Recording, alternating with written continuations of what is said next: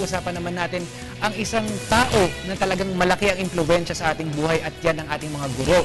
Alam naman natin na kumbaga sila na nga ang pangalawang magulang natin at napakaganda naman na napapangarangalan na nga sila sa kanilang mga kabutihang ginagawa. Kaya ngayong umaga makakasama natin si Mr. Alan Reyes, ang Senior Program Officer ng Metrobank Foundation at syempre ang mga winners ng kanilang awarding ng mga teachers. Kasama natin si Mr. Rodel C. Sampang, ang Master Teacher 2 ng Pedro Guevara Elementary School sa Manila at Fredo C. Robles Jr., ang Full Professor 5 ng De La Salle University, Manila. Magandang umaga po sa inyo mga professors at syempre Sir Alan.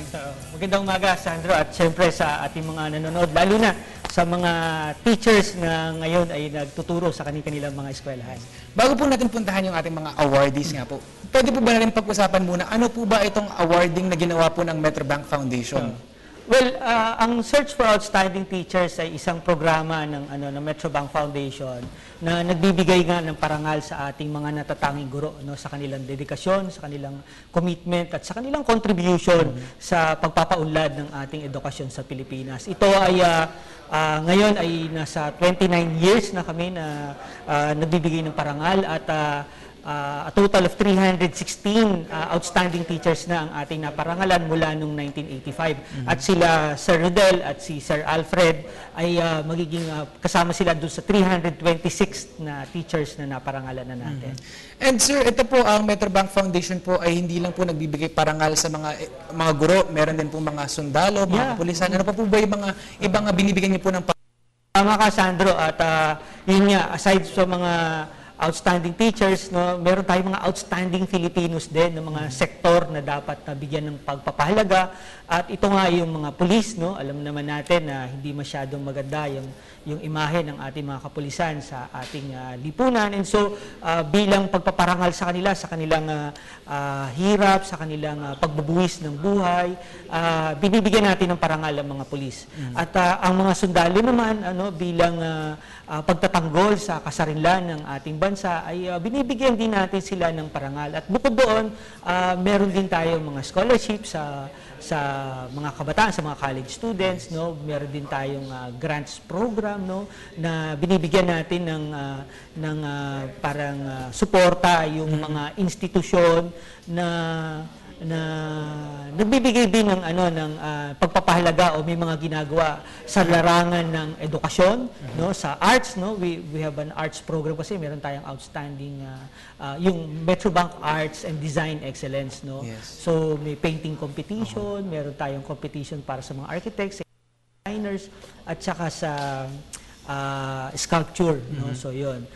So meron tayo sa arts, and then of course do sa mga kababayan natin na nasa lanta ng bagyo o ng sakuna, meron tayong pumapasok doon yung ating grants program. Pero so ito, mabalik nga tayo sa mga outstanding teachers. I'm sure napakarami naman talaga mga outstanding teachers sa ating bansa ngayon. So paano po ang screening, kumbaga, para malaman nga po kung deserving, kumbaga, I mean, I'm sure they're all deserving, pero kumbaga, top 10 na outstanding teachers. So, ano po ang ginawa niyong mga pagpili? I'm sure mabusisi po ang inyong mga proseso sa pagpipili ng mga outstanding teachers na na-awardan po. Oo, tama ka. Alam mo, ang Search for Outstanding Teachers is a year-round competition. At ang mga teachers natin ay talagang dumaan sa masusing pagsusuri. Bali, meron tayong 5-stage search procedure na ginagawa.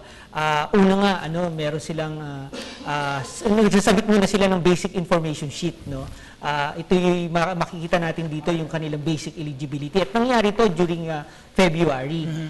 Susunod naman ay magsasabit sila ng nomination. So doon ilalagay nila yung kanilang mga qualifications, ilan yung mga libro na nasulat nila, research na nagawa nila, yung mga creative outputs, mga poems, yung mga lathalain o yung mga lesson plans na ginawa nila. So yun, papasok doon. After that, i-judge yun, and then susunod ay magsasabit naman sila ng mga supporting documents. So dito, lahat na sinabi nila doon sa nomination form ay magsasabit na sila ng parang ng mga documents to support that, And then after that, meron tayong semi-final judging wherein yun nga, yung mga outstanding teachers natin ay magkakaroon ng teaching demonstration at meron silang interview, no, so preliminary judging. So there will be separate preliminary board of judges for each competition, Yes, meaning hiwalayin sa elementary, another set of board of judges for the secondary, and another set for the higher education. And then there's a final board of judges na magpipili sa kanila, no. Ito naman ay representing sectors of society. So katulad niya itong taon na to, ang ating final board of judges ay si Senator Coco Pimentel, at ang kanyang co-chair naman ay si Justice Estela Bernabe, Estela Perlas Bernabe ng Supreme Court. Okay. Ito naman, syempre, kailangan makuha naman natin yung panayam ng ating mga outstanding teachers nga po, ang mga naka-receive ng kanilang mga award. So kasama nga si Mr. Rodel Sampang at si Dr. Alfredo C. Robles Jr.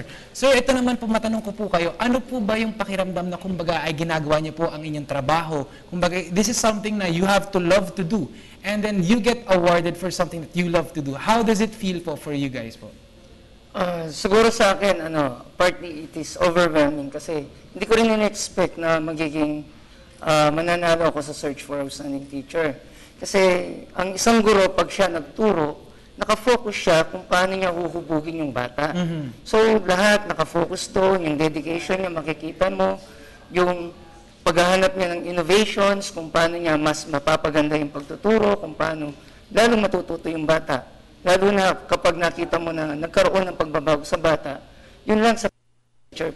Pero yung ma-awardan ka sa Search for Outstanding Teacher, hindi mo mapaliwanag. Kumbaga, lahat ng pinaghirapan mo, lahat ng ginagawa mo sa bata, parang, ay, eto na yun. Kumbaga, Dr. Robles, how about you po? Tulad nga ng sabi ni Rodel, malaki itong karangalan at hindi ko rin inaasahan ito, malaking sorpresa ito.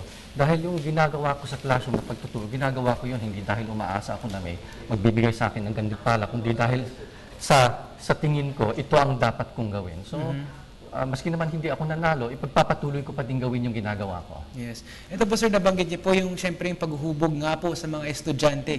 Ano po ba, alam natin na ang mga guro ay parang kumbaga pangalawang magulang na ng mga bata and talagang napakalaki ng parte na piniplay ng mga guro sa buhay ng mga bata.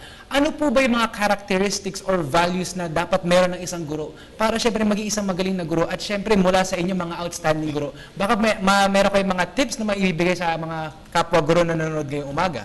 yung una, syempre, yung pagmamahal dun sa bata. Kasi, kaya ang isang guro, kaya siya pumasok sa larangan ng pagtuturo, ay dahil sa pagmamahal sa bata, na matulungan niya at mahubog niya yung bata, kung paano siya magiging isang kapaki-pakinabang na mamamayan ng ating bansa. Lalo na sa akin, sa Araling Panlipunan, sa HECASI, ang isang objective namin, paano namin tuturuan o huhubugin yung bata para siya maging kapaki-pakinabang na mamamayan ng bansa. Isa yun. Pangalawa, yung maraming challenges na dumadaan sa buhay ng guro araw-araw. Kasi sa isang araw, iba-ibang uri ng bata ang dadaan sa'yo. Iba-ibang paraan dapat ang titignan mo kung paano mo siya tutulungan, paano siya matututo. So maghanap ka ngayon ng mga pamaraan o mga estratehiya para matutukan yung bata, para talaga siya matuto. Dr. Robles, is this the same thing naman pag sa higher education naman? Sa pamantasan, palagay ko na iba ng kaunti ang pangangailangan. Hindi sapat na may kaalaman ng guro sa kanyang tinuturo. Kailangan nagpapatuloy siya mag-aral, kailangan nagbabasa siya, nagbabago ang mundo, nagbabago ang mga teorya. Tapos sa loob ng classroom, palagay ko importante yung consistency. Yes. Alam niya kung anong tuturo niya, alam niya kung paano magturo at hindi siya dapat pabago ginagawa. Kasi kung pabago-bago, hindi alam ng mga estudyante kung anong aasahan nila sa kanilang guro. Pero ito po sir, matanong ko po, gaano po ba ka-importante sa isang guro ang heart and excellence at syempre yung passion na ginagawa niyo po sa trabaho? Napakalaking bagay po ba ito para makapagturo kayo? Syempre mga bata po, alam naman po natin ang problema sa kanila minsan ay ang kanilang mga attention span at syempre minsan mahirap nga po i-discipline. So gaano po kalaking bagay ang heart and excellence po sa inyong pagtuturo? Okay.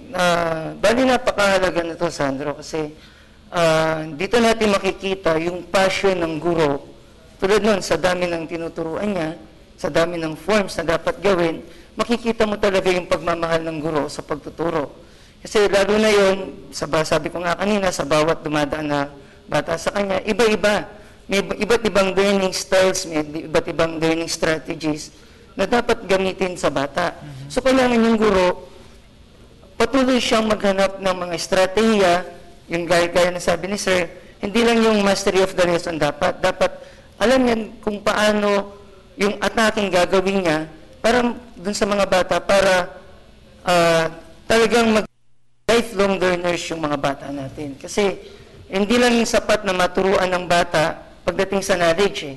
Kailangan kompleto yun. Meron ka sa Life cognitive, lessons as well. o sa affective at saka sa psychomotor. Kumbaga, binubuo natin ang isang holistic na bata na dapat nating pagsipakapan kasi ang nangyayari ngayon kasi sa dami ng mga challenges, yung mga tulad na sa internet, sa TV, maraming challenges na dumadaan sa bata. Kailangan, alam natin gamitin itong mga tulad nun, yung mga innovations. Kailangan papasukan natin ng innovations yung sa pagtuturo ng mga guro. Dapat maghanap siya ng mga paraan, mga new innovations, kung paano may entice yung bata na talagang magsikap na mag-aral. Doctor, Napakahalaga din ng commitment sa araw-araw. Maraming suliranin na hinaharap ang mga teachers o kailangan kung hindi siya talaga dedicated sa ginagawa niya, hindi siya maghahanap ng paraan para malutas ang problema. Tapos pag paminsan-minsan ang isang estudyante lang ang mayroong isang klaseng problema, pag minsan marami sa kanila. So pag-isipan ng teacher yung nakakabagay sa dapat niyang gawin sa klaseng ito, sa grupo ng estudyanteng ito. Pero syempre, hindi niya magagawa yun kung wala siyang training, kung wala siyang edukasyon sa kanyang field. yes. Sir, siguro po bilang mga guro at mga awardees, outstanding teacher awardees nga po kayo, baka meron po kayong mensahe po ngayon sa ating sa inyong mga kapwa guro na nanonood at syempre sa mga estudyante rin po na nakatutok ngayong umaga. Siguro. Sa aking mga kapwa guro, huwag tayong, man yung mga pagsubok na dumadaan sa buhay natin, sa paghawak natin sa buhay ng ating mga estudyante, pagpatuloy lang natin na magsikap tayo, maghanap ng mga innovations kung paano natin talaga matuturuan yung mga bata natin. Para sa mga estudyante naman, ano man yung mga challenges na dumaan sa buhay nyo, pagpatuloy nyo lang yung pag-aaral, magsikap kayo kasi balang araw, kayo yung, kumbaga, kayo yung kinabukasan ng ating bayan. Doctor, your Mga estudyante, kapakanan ninyo ang iniisip ng mga guro niyo. Pag may pinagawa sila sa inyo, pag may sinabi sila sa inyo, hindi para sa kanila yon, para sa inyo yon, para sa mga kapwa guro. Pagpatuloy yung ginagawa ninyo, maski hindi kayo magantimpalaan sa isang paraan, magagantimpalaan kayo sa ibang paraan. Yes. And Sir Alan, maybe you have also a last message for our viewers today regarding the Metrobank Foundation and the projects po that you have. Para sa mga boss namin, mga guro na mga nanonood, kayo po ay aming inaanyayahan. Matatapos na po ang 2013 Search for Outstanding Teachers at ilulunsad na po namin ang susunod na taon na paligsahan ng mga guro. So inaanyayahan namin kayo, lalo na yung mga teachers natin na kakikitaan mo ng kanilang dedikasyon, ng kanilang commitment, ng pagmamahal sa pagtuturo. Inaanyayahan namin kayo na sumali sa patimpalak na ito. Alam po ninyo, bukod sa monetary value, this year, ang amount ng ating cash prize ay 350,000 bawat isa.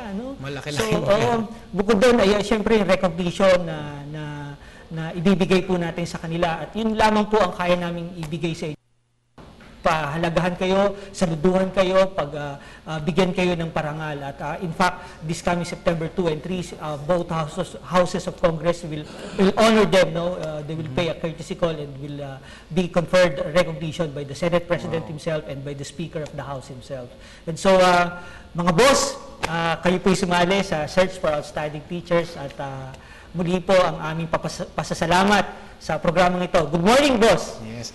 Okay, maraming salamat. That was Mr. Alan Reyes, ang Senior Program Officer ng Metrobank Foundation, and Mr. Rodel C. Sampang, ang Master Teacher 2 ng Pedro Guevara Elementary School sa Manila, and Dr. Alfredo C. Robles Jr., ang Full Professor 5 ng De La Salle University.